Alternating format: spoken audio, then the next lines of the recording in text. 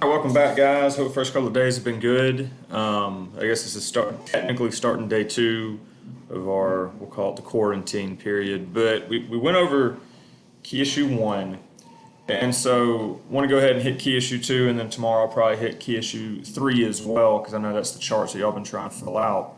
But key issue two in chapter nine essentially talks about these different agricultural forests and the different revolutions. And the first thing we see is kind of this idea of the invention of agriculture. Prior to there being any true agriculture, most everybody on earth was involved in what's known as hunting and gathering, which I know y'all are very familiar with. But it is important to note when we look down here about this definition of agriculture and the key term here is deliberate. It's the deliberate modification of the earth's surface. It doesn't happen through accident. And so one of the things that I want y'all to go back and look at is, and I put it on the blog, I put three different links for three different videos you can look at, is the discrepancies and differences between the first, second, and then third agricultural revolutions, known as the Neolithic, the agricultural revolution, and then the Green Revolution. And I want y'all to go back and look at that. And I may even try and do some type of live web conference with y'all at some point later in the week. I'll send some information out about that. But hunting and gathering, it is something that's still practiced today. We know it's practiced by a very minute portion of the population. You can see it typically was taking place with groups of people with 50 or less. Number one, because it's very hard to sustain a large population with doing hunting and gathering. We also know that it was very gender driven, that men typically did the hunting, that women did the gathering. And a lot of times these groups would move based on the animals they were hunting. If you ever studied any of the Plains Indians, the Lakota tribes and stuff like that, they moved with the buffalo. And those would be hunting and gathering groups because they could use them at all times. So that would have been something you would have seen pretty consistently with these different groups around the earth at this period. And it is also important to note, we're talking about like 8,000 BC. The people were moving because they hadn't figured out how to plant food yet. And that's what the Neolithic Revolution is. Modern day hunting and gathering, think about it like folk culture. It's going to be practiced in very isolated rural areas. And if you look kind of through these, it says modern hunter-gatherer, what we notice is these dots line up with areas that aren't necessarily conducive to true agriculture, very isolated rural areas of the world, and a lot of times climates that don't necessarily fit what we're looking for from an agricultural perspective.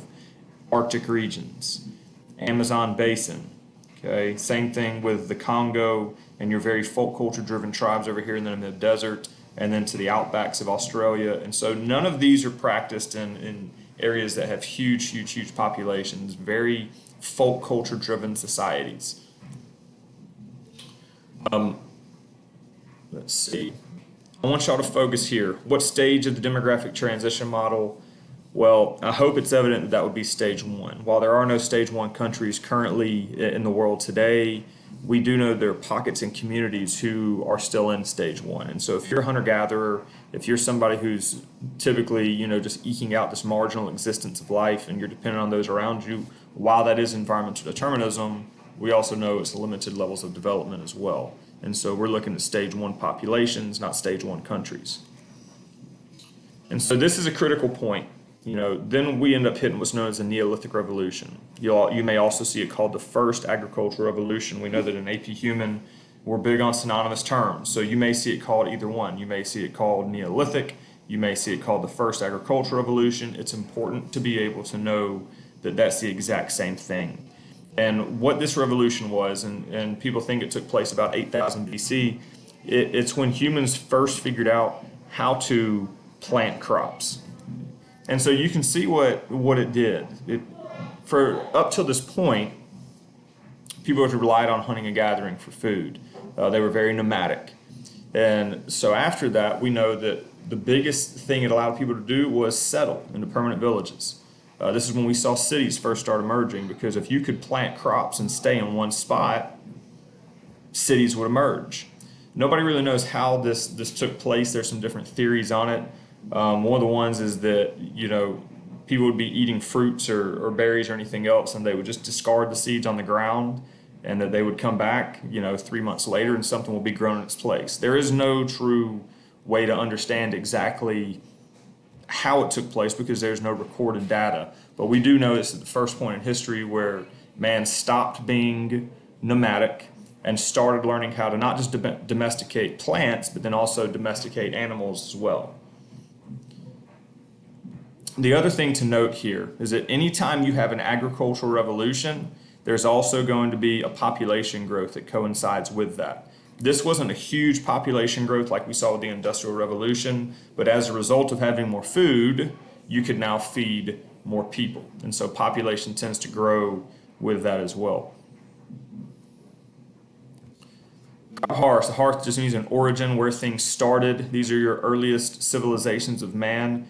Something that I think a lot of people miss out on when they're discussing these is that, like we said, it's a deliberate modification. Crops don't grow themselves. So wherever you see your earliest civilizations of man, you're also going to see your earliest crops being grown as well. We're looking at East Asia, Southeast Asia, the Middle East. Obviously, it's kind of like the Mesopotamia and regions like that, Nile River valleys, kingdoms of West Africa, going into portions of Latin America and the Andes. These are areas that are the earliest forms of civilization, so it makes sense that they would be the earliest forms of crop domestication as well. I would say to make sure you kind of know what was being grown in those areas. The Middle East, Southwest Asia, also known as the Middle East. We're talking about barley, wheat, lentils, olives, has that kind of Mediterranean style climate. Anytime we see East Asia, rice is going to be the dominant crop, still is. Sub-Saharan Africa, yams or sweet potatoes. Latin America, we have maize, also known as corn. And so it's pretty simple to understand what was grown, why it was grown, environmental determinism, and these crops that were already readily available in those areas. The other thing that we typically see, and it's not discussed as much in this new textbook, but it is something you need to know, is the differences between vegetative planting and seed agriculture. There were different ways that people would plant. This is the one that we typically tend to be the most familiar with, is seed agriculture. You plant a seed in the ground, over a course of time it grows and it reproduces something that's edible. That's what we're typically familiar with. However, this is one that was commonly practiced as well, and you see it specifically in these Asian countries like China, Japan, because a lot of times it's dominated with rice. It says direct cloning of plants, and no, they weren't, just cloning things the way that we think about it from a science-driven perspective in 8000 BC. But what it means is that as things grow, you can cut them in half, and now you've got two, and you can replant them. I don't know how familiar y'all are with yard work. I'm not a big person that likes to plant things, but hostas are a good example of this, where if you dig up and they've got different bulbs on the bottom, you can split them and separate them and they'll grow.